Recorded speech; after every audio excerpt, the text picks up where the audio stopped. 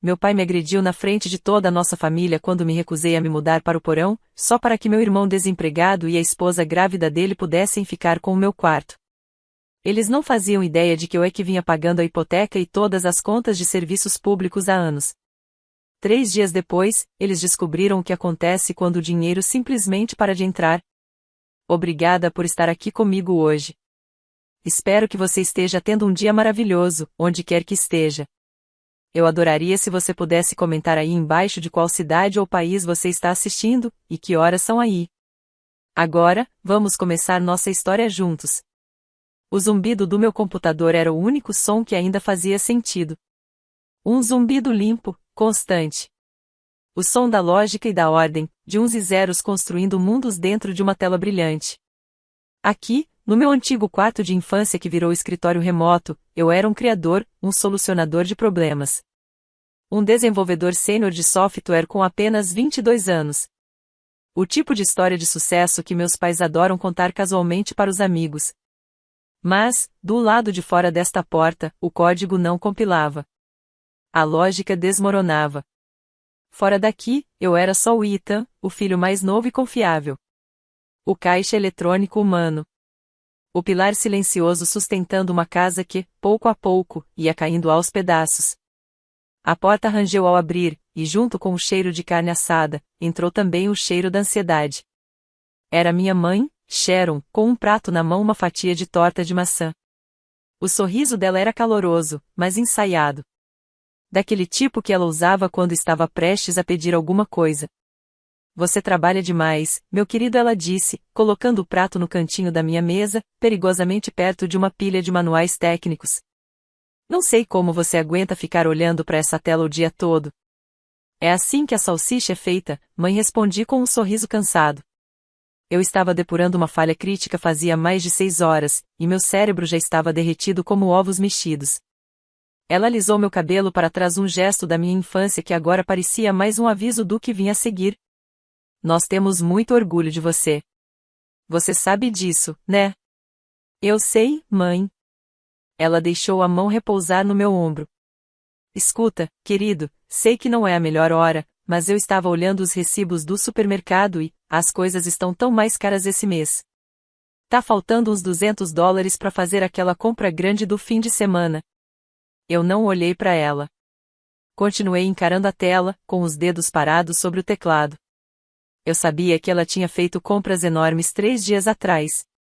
Via as sacolas. Também sabia que meu pai, Mark, estava falando sobre comprar um novo conjunto de tacos de golfe. Mas não falei nada disso. Só assenti com a cabeça, peguei o celular no suporte e abri o aplicativo do banco.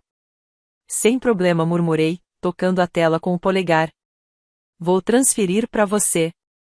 Ah, você é um anjo, sabia? Ela suspirou, aliviada. A mudança no tom de voz dela foi imediata. Se inclinou e me deu um beijo na têmpora. É isso que a família faz. A gente se apoia. Ela pegou minha caneca vazia da mesa. Vou buscar um café novo para você. Quando ela saiu, sua frase de efeito ficou pairando no ar, é só o que a família faz. Era a justificativa para tudo. Foi o motivo de eu pagar metade da hipoteca desta casa, uma casa cuja escritura nem sequer está no meu nome, com o valor sendo debitado automaticamente da minha conta todo santo mês. Foi também por esse motivo que a conta de luz, a conta de internet de alta velocidade, que é a espinha dorsal da minha carreira, e até a conta de água estavam todas no meu nome, pagas por mim, integralmente. Foi por isso que, no último inverno, gastei uma boa parte das minhas economias para consertar o telhado que desabava depois de uma tempestade, enquanto ouvia meu pai reclamar que todos os empreiteiros são ladrões, e eu, calado, assinava o cheque. Foi por isso que fui fiador do carro da minha mãe. E, quando os pagamentos começaram a apertar, eu simplesmente assumi tudo sozinho. Me recostei na cadeira, e as molas rangendo pareceram protestar junto comigo. Justifiquei tudo isso com um único pensamento, tão perigoso quanto silencioso: isso mantém a paz. Meu pai era um homem orgulhoso, que não suportava a ideia de parecer um fracassado. Minha mãe era frágil, sempre obcecada pelas aparências. Minhas contribuições permitiam que eles mantivessem a ilusão de uma vida confortável, estável e de classe média. Era meu presente secreto para eles. Um presente que eles nunca reconheceram. E que eu nunca mencionei. A porta da frente bateu com força, seguida pelo som pesado das botas do meu irmão no piso de madeira. Um instante depois, minha porta se abriu sem nenhuma batida. Era o Ryan, meu irmão mais velho, com 25 anos e a confiança imerecida de alguém que nunca enfrentou uma consequência de verdade. Ele se encostou no batente da porta com um sorriso sarcástico nos lábios. Ainda salvando o mundo com mágica de computador? Só pagando as contas, Ryan respondi, num tom mais seco do que pretendia. Dia difícil, ele suspirou, passando a mão pelo cabelo bagunçado na medida certa. Tive uma entrevista incrível com aquela empresa de logística. Arrasei. Mas, segundo ele, o gerente era um idiota completo. Tinha implicado com ele desde o começo. Era a mesma história do mês passado, só mudava o nome da empresa. Ryan era um mestre do quase conseguiu, quase deu certo. Sempre a vítima de um mundo que não sabia valorizar o seu potencial. Ele me analisou dos pés à cabeça e mandou: Ei, cara, me empresta $50. Quero levar a Melissa para sair hoje à noite. A gente tem que comemorar a novidade. Melissa era namorada dele há 3 meses. A novidade era que ela estava grávida. Comemorar? Perguntei, levantando uma sobrancelha. Ou entrar em pânico, ele franziu a testa e tentou rir. Relaxa, cara. É uma coisa boa. Ele entrou no quarto e a voz dele ficou mais grave, quase ensaiada. Olha, eu te pago assim que eu estiver estabilizado. Essa era a frase mais antiga do repertório dele. Uma promessa tão gasta, tão desbotada, que já dava para ver através. Mas, por um segundo, vi um brilho diferente nos olhos dele. Um lampejo de desespero. O medo por trás da pose confiante. Ele era meu irmão. Então, fiz o que sempre fiz. Tirei minha carteira de couro gasta do bolso de trás, peguei 2 notas de 20 e uma de 10, e entreguei para ele. Evitar uma briga custou $50. Mais tarde naquela noite, eu estava numa videochamada com o Liam, meu melhor amigo desde o jardim de infância. Ele era o único que sabia, com todos os detalhes, sobre o acordo financeiro que eu tinha com a minha família. O rosto dele, pixelado no meu segundo monitor, estava paralisado numa expressão de puro espanto. Eles estão fazendo você pagar pela comemoração do bebê? Isso só vai afundar ainda mais a situação financeira deles. Ethan, você tá se ouvindo? Você não é um filho, cara. Você é uma subsidiária. Você é o departamento de P&D e todo o fluxo de receita de uma empresa familiar falida. Não é bem assim, argumentei, mesmo sentindo o gosto de cinza na boca. Eu tô ajudando eles. Eles estão passando por uma fase difícil. Eles estão nessa fase difícil desde que você recebeu o seu primeiro bônus de contratação. Liam rebateu, a voz subindo um tom. Eles enxergam o seu salário como um recurso da família.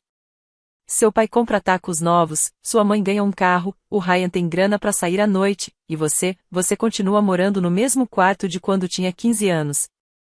Isso não é ajuda, é um negócio injusto, cara. Quando é que você vai acordar e enxergar isso? Eu não tinha resposta. Fiquei só olhando para o reflexo apagado da minha própria imagem na tela escura. Um rosto pálido e exausto me encarava de volta. O sinal de alerta veio uma semana depois. Meus pais e o Ryan estavam empolgadíssimos com os planos do casamento e do bebê. A casa inteira vibrava com uma energia frenética, como se estivéssemos preparando uma festa, não uma virada completa na estrutura familiar. Durante o jantar, meu pai pigarreou aquele pigarro característico que sempre anunciava um pronunciamento importante.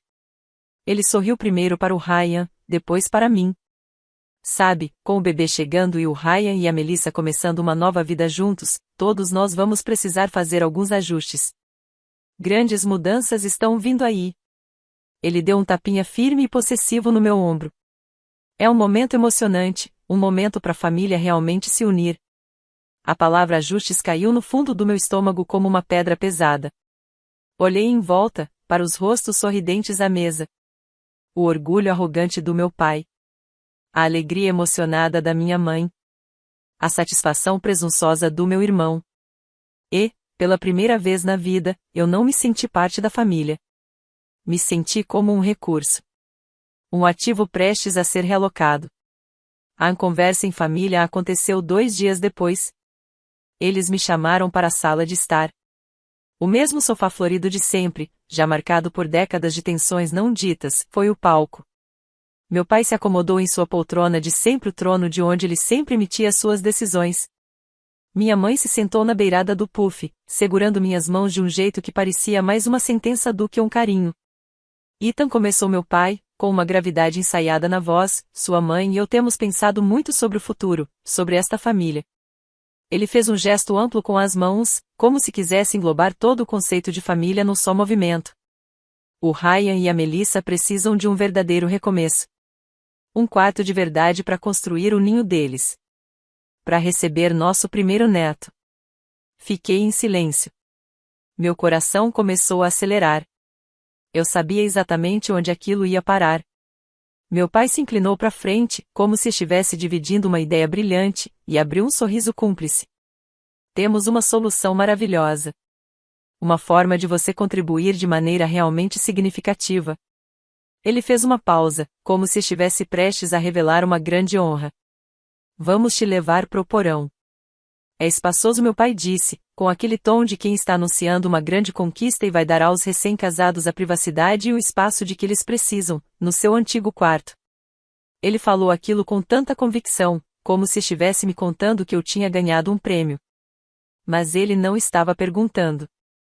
Só estava me informando sobre uma decisão que já havia sido tomada. O porão. Foi tudo o que consegui dizer, finalmente, com as palavras soando estranhas na minha boca. Pai, o porão nem está terminado. Aquilo é uma caixa de concreto. Não seja dramático, ele rebateu com um gesto desdenhoso. A gente coloca um carpete, compra um abajur legal para você. Vai ficar aconchegante. Um verdadeiro apartamento de solteiro, interrompeu minha mãe, com aquela voz suave e manipuladora. Pense nisso como sua contribuição para o seu novo sobrinho, ou sobrinha, querido. É um sacrifício, sim, mas é um lindo sacrifício pela família. Sacrifício. Eles estavam me pedindo para mudar toda a minha vida. Meu espaço de trabalho, meu refúgio, o único lugar nesta casa que ainda era verdadeiramente meu, tudo isso transferido para um depósito subterrâneo úmido. E chamavam isso de lindo sacrifício. Mais tarde, fui ver com meus próprios olhos. Puxei a velha corrente pendurada no topo da escada, e uma única lâmpada nua de 60 watts lançou sombras longas e distorcidas por todo o ambiente. O ar era carregado de mofo e terra fria. Uma grande mancha de água, com formato de aranha, se espalhava pela parede dos fundos, um mapa fantasmagórico da enchente do último inverno. Dava para ver ainda os contornos esmaecidos do antigo banco de musculação do meu pai, o local onde minha bicicleta de infância havia apodrecido com o tempo. Passei a mão pela parede áspera de concreto. Estava fria e levemente úmida. Um grilo morto jazia encolhido perto da velha fornalha, que rangia de tempos em tempos. Aquilo não era um apartamento de solteiro.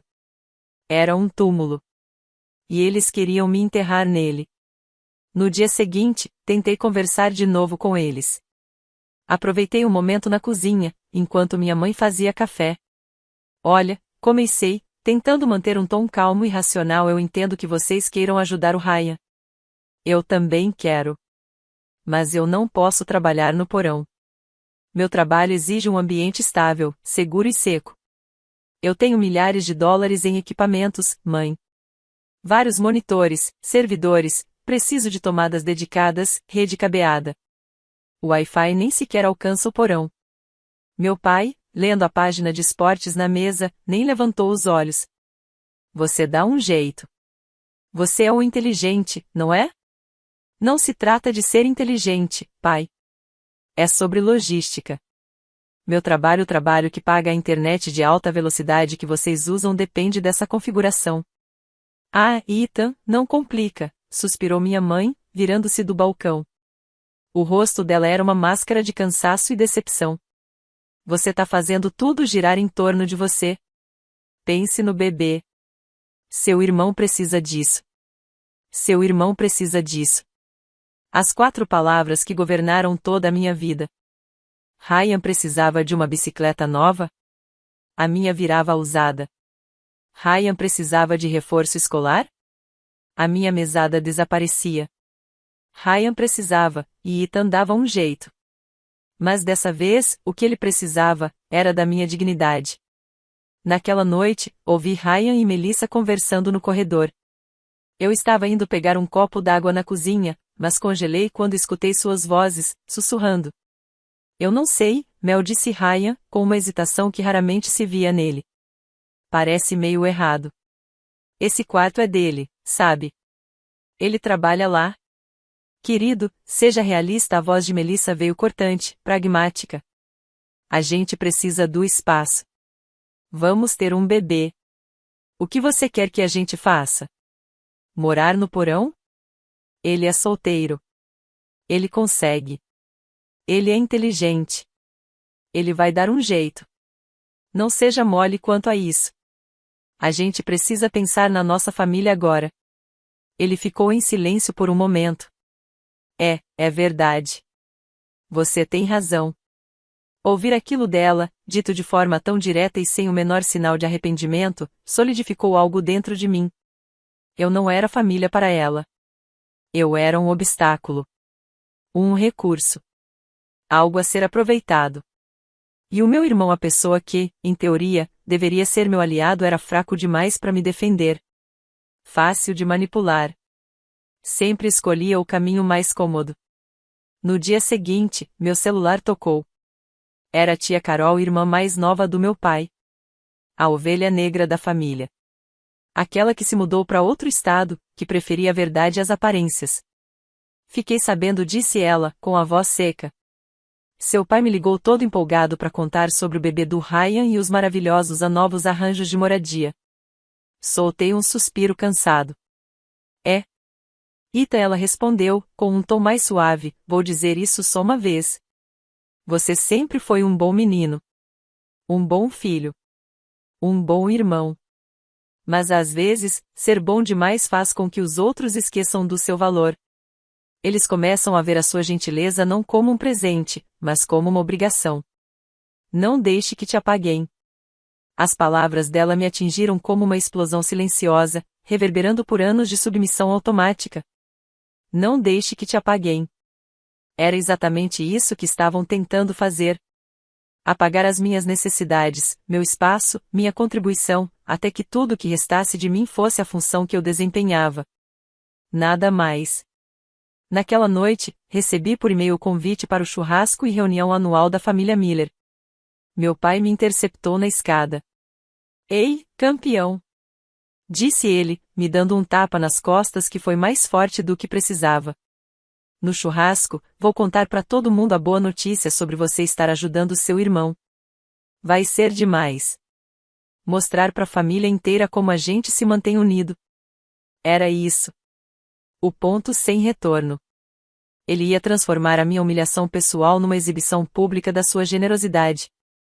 Ia me usar como um troféu, um adereço cênico na peça teatral do patriarca benevolente. Mas algo se solidificou dentro de mim. Não era raiva. Era mais frio do que isso. Uma clareza gélida, imutável. Fui direto pro meu quarto e fechei a porta. Não discutiria mais em particular. Não tentaria explicar. Se ele queria tornar tudo público, então a minha resposta também seria pública. Sentei à minha mesa. O zumbido constante do computador me envolvia como um cobertor familiar. Abri meu banco online. Metodicamente, fui voltando mês por mês, ano por ano. Capturei cada transferência de pagamento de hipoteca com o rótulo Miller Mortgage. Capturei cada pagamento de contas de luz e água em meu nome. Encontrei o e-mail da fatura de $8.000 do conserto do telhado. Recuperei os comprovantes digitais das parcelas do carro. Salvei tudo em uma pasta protegida no meu celular. Não por vingança, mas pela minha própria sanidade. Provas. Provas de que eu não estava louco. Provas de que as minhas contribuições foram reais. Provas de que eu tinha o direito de dizer não. Eu não estava mais apenas reagindo. Estava me preparando. Se ele queria fazer um grande anúncio, Tudo bem. Eu teria uma resposta pronta. O dia do churrasco amanheceu ensolarado e falsamente alegre. Nosso quintal geralmente calmo, um pedaço verde silencioso foi transformado num palco para a peça da família perfeita. O ar estava denso com o cheiro de carvão e grama recém-cortada. Tios que eu só via uma vez por ano riam alto demais enquanto viravam hambúrgueres, com garrafas de cerveja suando nas mãos sob o sol da tarde. Tias rodeavam a barriga quase invisível da Melissa, oferecendo conselhos não solicitados e forçando sorrisos. Crianças grudentas de suco de melancia corriam e gritavam umas atrás das outras pelo gramado. Era um retrato perfeito da felicidade familiar americana e eu me sentia como um fantasma pairando nas bordas da moldura. Andei entre os convidados, com uma lata de Coca-Cola gelada na mão, distribuindo sorrisos forçados e respostas vagas. Do outro lado do quintal, eu podia sentir os olhos do meu pai me acompanhando. Ele estava no seu auge, comandando a cena perto da churrasqueira novinha em folha que comprou no mês passado. Uma compra que eu suspeitava ter sido financiada com o dinheiro que dei à minha mãe para o imposto da casa.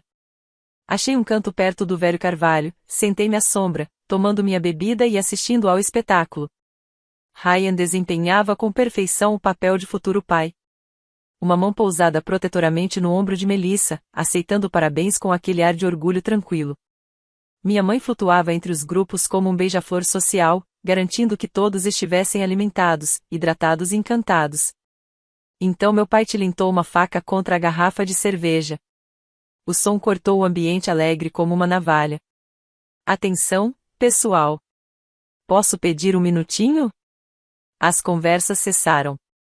Cabeças se viraram. A cena era dele.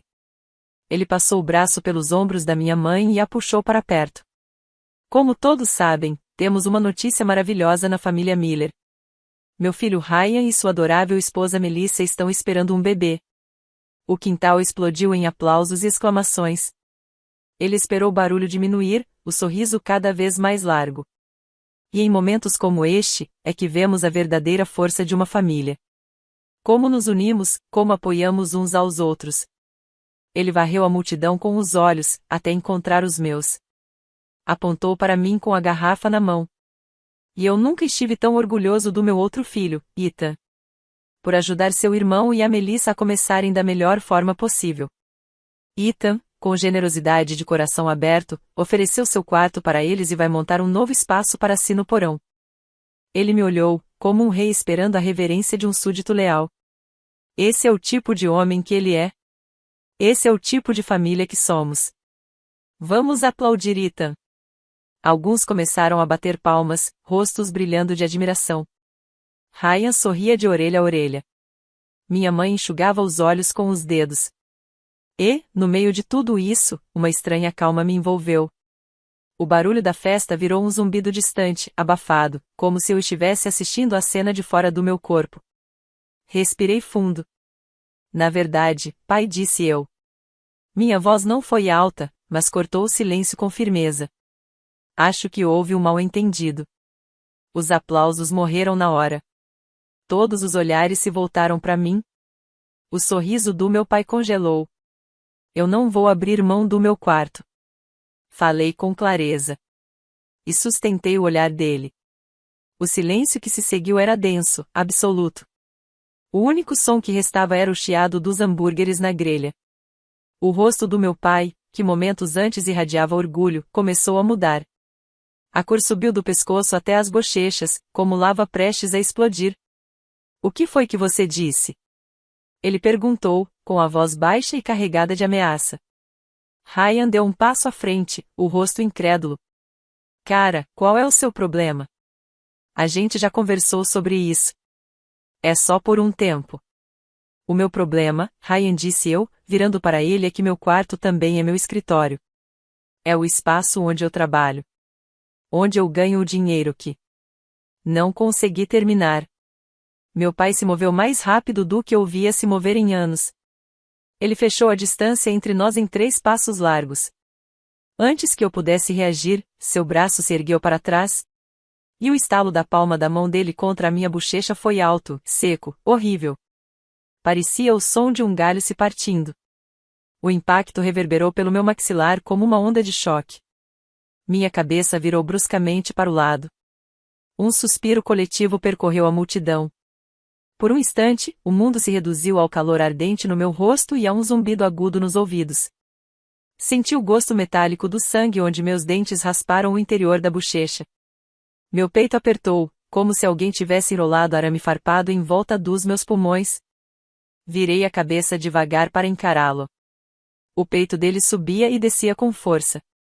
Seus olhos estavam selvagens, tomados por uma fúria que nunca tinha sido dirigida a mim antes. Minha mãe soltou um soluço sufocado. Toquei a bochecha. Já começava a inchar.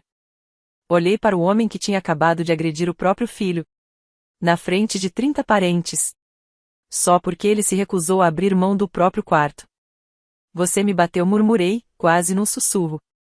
Depois, um pouco mais alto, com a voz trêmula, mas carregada de uma raiva fria e cristalina que eu não sabia que existia em mim. Você me pediu um quarto. Dei um passo para trás, criando um pequeno espaço entre nós. Olhei para o rosto horrorizado da minha mãe. Para a expressão chocada e repentinamente culpada de Ryan. Para os olhares atônitos dos meus tios e tias. Vamos falar sobre o que eu paguei, declarei, agora com a voz firme. Peguei meu celular. Minhas mãos tremiam, mas minha decisão estava firme. Levantei o aparelho. Essa família se diz unida. Essa família diz que se sustenta. Deslizei a tela. Nos últimos 2 anos, eu paguei metade da hipoteca desta casa. Todo mês. Pago a eletricidade que está cozinhando esses hambúrgueres. Pago pela internet de alta velocidade que todos vocês usam. Quando o telhado começou a vazar no inverno passado. Não foi a seguradora que cobriu os $8.000 da reforma. Fui eu. Virei-me para minha mãe. O carro que você dirigiu até aqui hoje. Sou eu quem está pagando também. Baixei o celular. Minha voz se suavizou, mas manteve o peso. Esse quarto não é um presente que vocês podem me dar. É a única coisa dentro desta casa pela qual eu ainda não paguei. Então nunca mais me fale sobre sacrifício. O silêncio que se seguiu foi absoluto. Meu pai ficou paralisado. O rosto dele era uma mistura de vermelho e branco. A raiva se transformando em uma incredulidade muda. Minha mãe agora chorava abertamente, com a mão sobre a boca.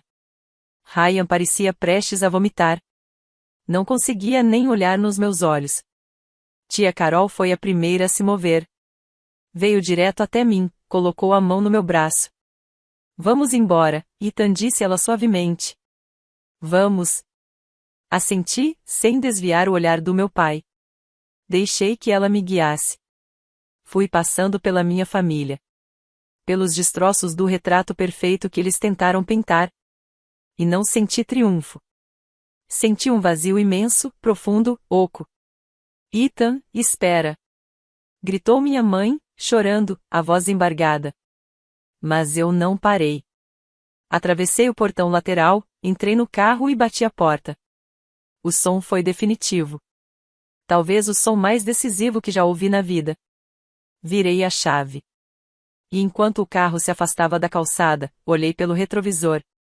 Meu pai estava parado no gramado. Uma estátua rachada no meio da festa que ele tentou transformar em espetáculo. A primeira noite passei num quarto de hotel frio e impessoal. O ar-condicionado gelava demais. Os lençóis eram duros demais. Mas havia silêncio. Pela primeira vez em anos. As únicas necessidades que eu precisava considerar eram as minhas. Não respondi às dezenas de chamadas perdidas, nem às mensagens desesperadas. Em vez disso, sentei na beira da cama. Com o brilho do meu laptop iluminando meu rosto. E comecei, cuidadosamente, a desmontar o andaime que eu mesmo tinha construído ao redor da minha família. Não foi um ato de raiva. Foi um ato de consequência calmo, lógico, meticuloso. Como depurar uma linha de código. Entrei na minha conta bancária. Cancelei a transferência automática da hipoteca para a conta do meu pai. Acessei o portal de serviços públicos da cidade.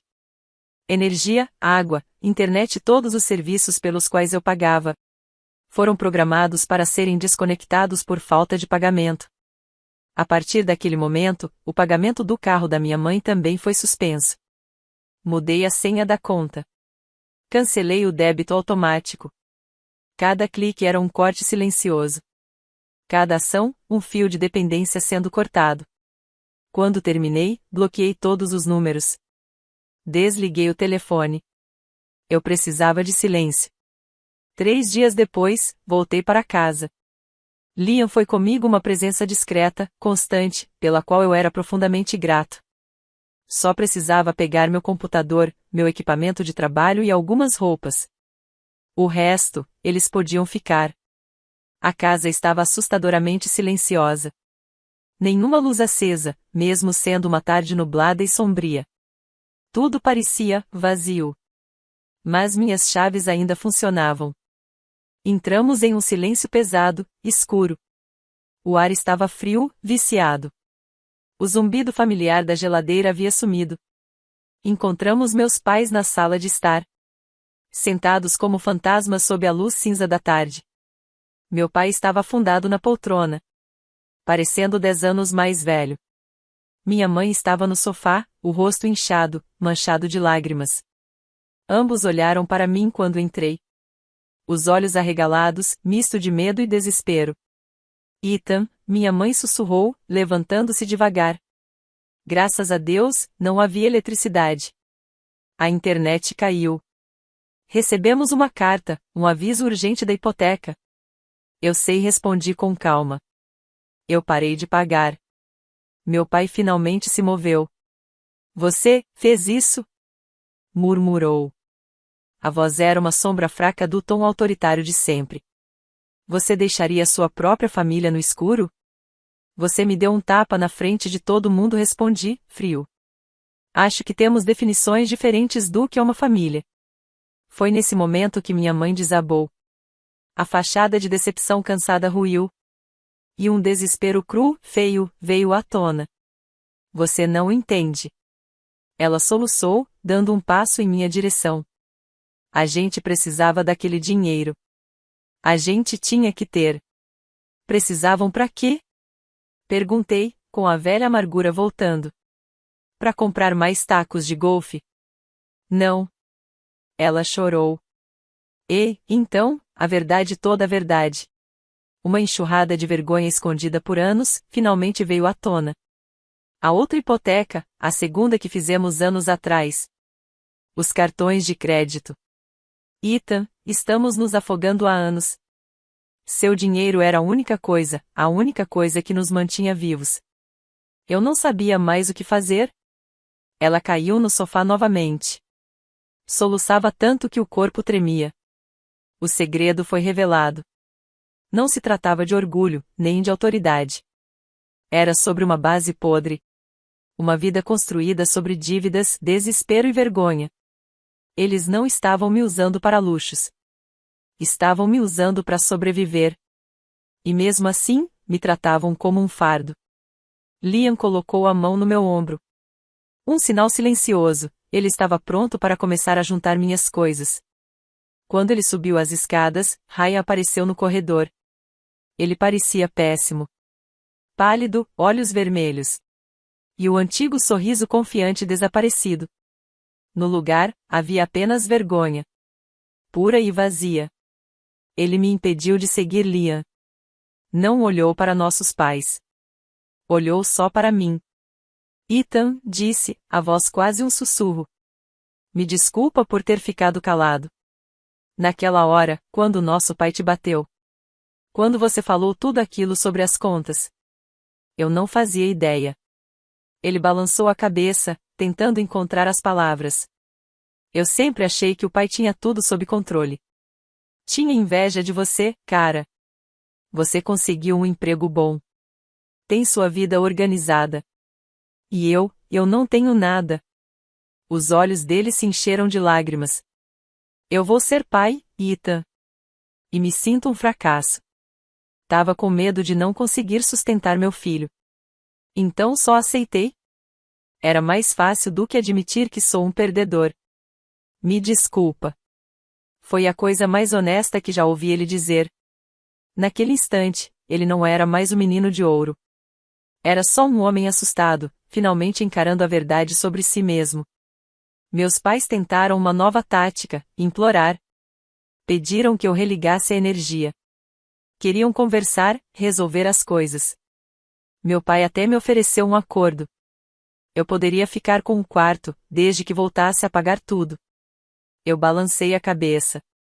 Caminhei até a mesa de centro. E coloquei um cartão de visita em cima dela. Disse a eles que essa é uma consultoria de crédito sem fins lucrativos. Eles podem ajudar a consolidar as dívidas e montar um orçamento realista. Esse é o primeiro passo. Então, olhei para o Ryan. Esse é o seu chamado para acordar, falei, com a voz firme, mas sem dureza. Seu filho não precisa que você seja um sucesso. Ele precisa que você seja um homem. Dê um passo à frente. Pare de deixar que eles te tratem como uma criança. E pare de permitir que me usem como um banco. Agora é você quem tem uma família para sustentar. Virei as costas e subi as escadas com Liam, para levar o resto da minha vida para fora daquela casa. As semanas que se seguiram foram um turbilhão. Procurei apartamento, reorganizei minha rotina, comecei uma nova vida. Acabei encontrando um pequeno apartamento de um quarto no centro. Janelas grandes, vista para a cidade. Era só meu. Cada centímetro. O silêncio era profundo. Era o som da paz. Tia Carol se tornou meu ponto de equilíbrio. Ela ligava a cada poucos dias, não para fofocar, só para saber como eu estava. Foi ela quem me contou que meus pais finalmente tinham procurado o serviço de consultoria de crédito. Tiveram que vender a casa. Minha antiga casa. E se mudar para um pequeno imóvel alugado, do outro lado da cidade. A fachada finalmente ruiu. E dessa vez, sem volta. Cerca de um mês depois da mudança, recebi uma mensagem de um número desconhecido. É o Ryan. Consegui um emprego num armazém. Trabalho pesado, mas já estou pagando minha própria conta de celular. Obrigado pelo puxão de orelha. Fiquei olhando para aquela mensagem por um tempo. Respondi, apenas. De nada. Boa sorte. Não era perdão. Ainda não. Mas era um começo. Uma nova base, construída sobre os escombros do que um dia foi. Às vezes, fico parado na janela do meu novo apartamento, observando as luzes da cidade. E penso neles. Não sinto mais raiva. Nem mesmo aquela sensação de vitória amarga. Sinto, acima de tudo, uma tristeza silenciosa pela família que pensei ter. E uma gratidão profunda e duradoura pela paz que batalhei tanto para conquistar. Eu não destruí minha família. Apenas parei de me queimar para mantê-los aquecidos. Eles precisaram aprender a encontrar a própria luz. É impressionante como a gente começa a enxergar o próprio valor. Quando para de pagar para que os outros nos ignorem. Você já teve que escolher entre sua família e sua autoestima? O que você teria feito?